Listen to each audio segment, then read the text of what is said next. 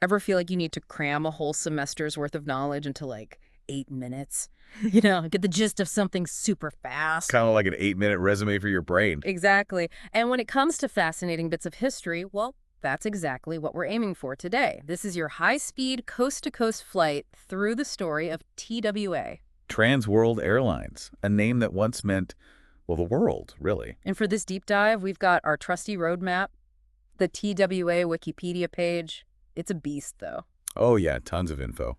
But that's where we come in, right? Absolutely. We're your seasoned tour guides, pointing out the must-see landmarks, the hidden gems, the stories that'll make you go, wow, I never knew that. So think of this as your personalized Cliff's Notes to TWA, highlighting the key moments, the innovations, the impact they had on aviation. Buckle up. We're taking off on a journey through over 70 years of TWA history. From its humble beginnings to its final flight. Speaking of beginnings, let's rewind all the way back to 1930.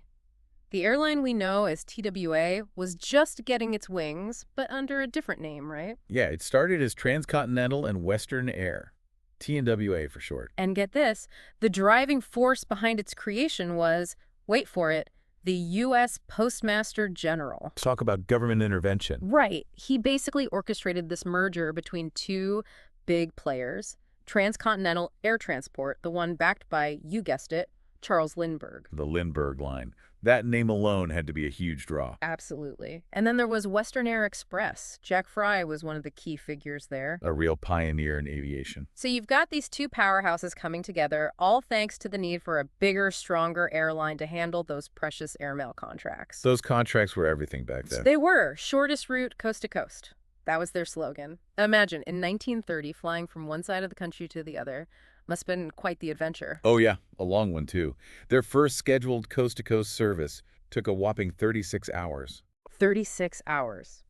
With an overnight stop in Kansas City, which, by the way, became TWA's headquarters just a year later. Don't you appreciate those direct flights we have now, doesn't it? No kidding. But those early days, as exciting as they were, weren't without their dangers.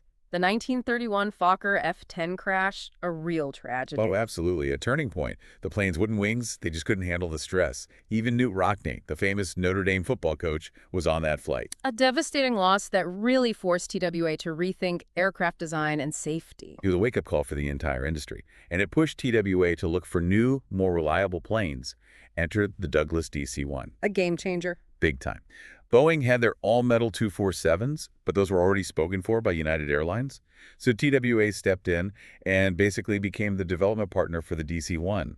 Talk about being in the right place at the right time. And what a plane it was. Fast, sleek, and most importantly, all metal. And get this, Jack Fry himself piloted the first DC-1, setting a transcontinental speed record in 1934. It paved the way for the DC-2 and then, of course, the legendary DC-3, arguably one of the most iconic planes ever built. The workhorse of commercial aviation for years to come. You know, it's amazing to think that a single plane, the DC-1, really set the stage for the future of air travel. It wasn't just about replacing those old Fokkers. It was about pushing the boundaries of what was possible, proving that flying could be safe, comfortable, and fast. And that shift toward all-metal construction, that was huge, a direct response to the Fokker crash. It really highlighted the importance of passenger safety, which, became a defining characteristic of commercial aviation as we know it today. Absolutely. Safety and innovation go hand in hand. But let's not forget about the airmail scandal in the early 30s. It sounds like something out of a Hollywood movie. A real political thriller. There were accusations flying left and right about how those lucrative airmail contracts were being awarded. Yeah. Favoritism, backroom deals, the whole 9 yards. It got so messy that the government actually stepped in and temporarily dissolved that forced merger that created TWA. And then the Army Air Service even tried their hand at delivering the mail for a bit. Can you imagine soldiers flying around in those old biplanes trying to sort letters? It was a crazy time. But TWA, they were clever. They rebranded, added a simple ink to their name, and managed to snag their contracts back. Talk about resilience. And it was around this time that a certain eccentric, some might say visionary, figure enters the scene. The one and only Howard Hughes. Larger than life. Hughes Tool Company acquired a controlling interest in TWA in 1939, but even before that, TWA was already looking to the future of passenger comfort, ordering the Boeing 307 Stratoliner. The Stratoliner, the world's first pressurized airliner. Talk about luxury. It meant passengers could fly higher, smoother, above the turbulent weather. Imagine that. A flight without all the bumps and shakes. A far cry from those early days of open cockpit flying. Right. And Hughes, with his ambition and resources, he really pushed that progress forward. Those Stratoliners, they were a symbol of what air travel could be. Comfortable, elegant, almost futuristic. From bumpy rides to pressurized cabins, the pace of innovation was incredible. And then World War II breaks out, changing everything. How did TWA adapt to this new reality? Well, like a lot of businesses, they shifted gears to support the war effort. Their Stratoliners, along with those sleek Lockheed Constellations, which, by the way, they'd secretly been developing with Lockheed, thanks to Hughes's forward thinking, were contracted to the Army Air Force. Secretly developing aircraft. That sounds like something out of a spy novel. It does, doesn't it? And get this, right after the war, Hughes and Fry, they set a speed record, flying a Constellation from Burbank to D.C. in just over 7 hours. A real testament to the plane's capabilities. So they were literally pushing the boundaries of speed and technology even during wartime. And after the war, TWA really took to the skies, expanding internationally, right? Oh yeah, in a big way. That inaugural flight from New York to Paris in 1946, it was a major milestone. It solidified TWA's position as a global player, right up there with Pan Am. And with all those transatlantic flights, TWA became known as, wait for it, the airline of the stars. That's right. Hollywood's A-list, all those glamorous celebrities, they were choosing to fly TWA. It added this whole other layer of allure to the airline. Airline of the stars, you can just picture it. But behind the glitz and glam, there were still the realities of running a business. And things weren't always smooth sailing, were they? Not exactly. The late 1940s brought financial troubles. And then, of course, there was that famous falling out between Hughes and Fry. Two strong personalities clashing over the direction of the airline. Yeah, they had very different visions. Ultimately, Hughes injected a ton of his own money, regained control, and pushed his ideas forward. This period also saw the introduction of multi-class service under the leadership of Ralph Damon. First class and economy, a model we still see today. So even amidst the drama, there were still important changes happening. And in 1950, TNWA officially becomes Trans World Airlines, the TWA we all know. It was a new era for the airline, with a new name and a renewed focus. And then came the dawn of the jet age. Now, this is interesting because TWA was actually a bit hesitant to embrace jets at first. Why was that? It's hard to say for sure. Some speculate it was Hughes's cautious nature, maybe even financial constraints at the time. But when they finally did commit, oh boy, they went all in. We're talking about a massive order for Boeing 707s and Convair 880s in 1956. A staggering $497 million. Yeah. A huge gamble, but it showed they were serious about staying competitive. Although that huge investment did contribute to Hughes eventually losing control of the airline in 1960. It's amazing how those financial decisions can have such a ripple effect. It's a reminder that even the most successful businesses are always walking a tightrope, balancing ambition with financial realities. So true. But by 1967, TWA was one of the first all-jet airlines in the U.S. They'd caught up and were ready to soar. They were. And they were also at the forefront of another major change in air travel, the spoke hub system. Ah, yes, the system that still shapes how we fly today. Delta was the first to really implement it, and TWA followed suit, envisioning Kansas City and JFK as their main hubs. And with the introduction of the Boeing 747 and the prospect of supersonic transport, those hubs were going to be bustling. Which influenced their airport designs, right? I remember reading about their initial concept of having gates really close to the street. Yeah, super convenient, right? But then the world changed. The rise of hijackings in the late 60s and early 70s, especially those targeting flights to Cuba, forced a major rethink of airport security. It did. Suddenly, those close to the street gates were a security nightmare. It's incredible how these global events can completely upend even the best-laid plans. A reminder that even in the world of aviation, things are constantly evolving. But speaking of design, TWA did leave behind an architectural legacy that still stands today. Oh, absolutely. The TWA Flight Center at JFK Airport. That iconic building designed by Eero Saarinen, it's a masterpiece of mid-century modern architecture. Those sweeping curves, the sense of movement, it perfectly captured the excitement and optimism of the jet age. It's like stepping back in time. And thankfully, it's been beautifully restored and repurposed as a hotel. A fitting tribute to TWA's history, and a great way to experience that unique design.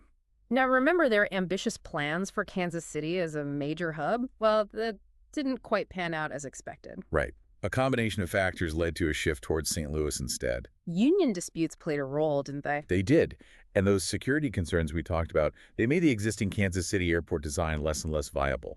Plus, there was political pressure within Missouri to keep TWA's presence strong within the state. So St. Louis emerged as the main hub, and the 70s and 80s brought about even bigger changes for TWA and really the whole airline industry. Definitely.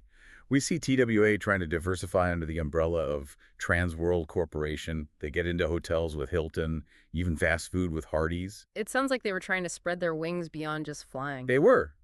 But then came deregulation in 1978, and everything changed. The Airline Deregulation Act, a real game changer. New airlines popping up, intense competition, fare wars. It was a whole new ballgame. It was. TWA had to adapt quickly. They consolidated their operations around their hubs in St. Louis and New York, and they even acquired Ozark Airlines in 1986 to strengthen their domestic network. Smart move, but even then they were facing an uphill battle. And then enters Carl Icahn, a figure known for his aggressive business tactics. Ah, yes, Carl Icahn. In 1985, he acquired a controlling stake in TWA and took the company private. Now, this move, it made Icahn a lot of money, but it also loaded TWA up with a mountain of debt. Leveraged buyout. Exactly. They basically used borrowed money to buy the company and then used the company's assets to pay off that debt, a risky move. And to make matters worse, Icahn ended up selling off a lot of TWA's profitable assets to pay off that debt. It weakened the airline even further. So they were caught in this vicious cycle of debt and asset stripping, not a good position to be in. Nope. And it ultimately led to not one, but two bankruptcies in the 90s. Chapter 11 in 1992, and then again in 1995. A tough time for TWA. And there was a lot of controversy surrounding the so-called Caribou deal, which basically allowed an entity controlled by Icahn to buy TWA tickets at super low prices. So basically, Icahn was profiting from TWA's struggles. That had to sting for the airline and its employees. Yeah, it didn't help their situation.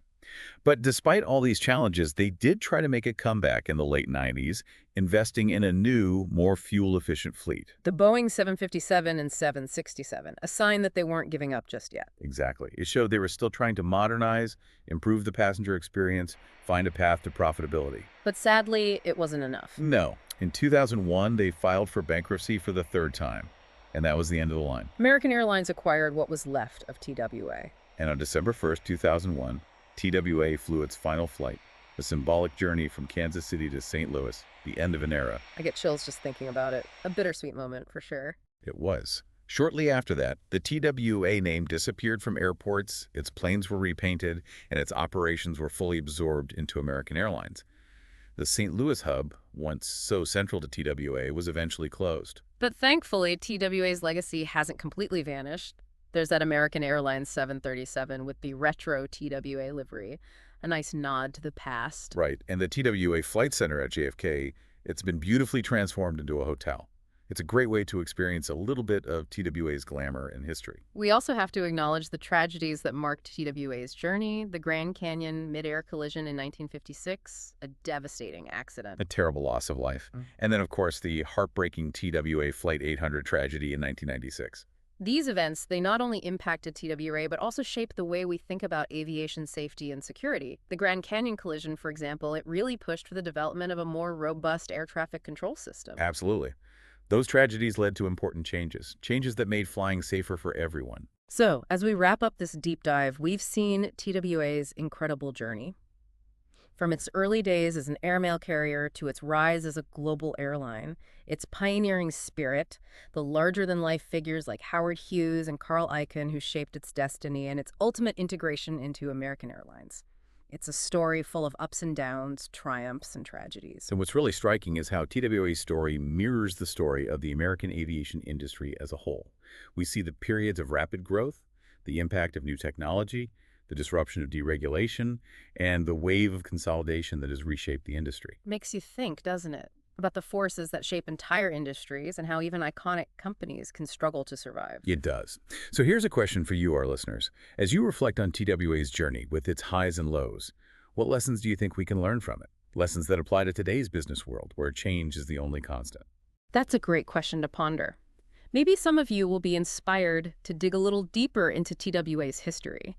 Check out the architectural wonder that is the TWA Flight Center, or maybe delve into the complexities of airline deregulation. There's a lot more to explore. We hope you've enjoyed this journey through TWA's history. And until our next deep dive, keep exploring, keep learning, and keep those curiosity engines running.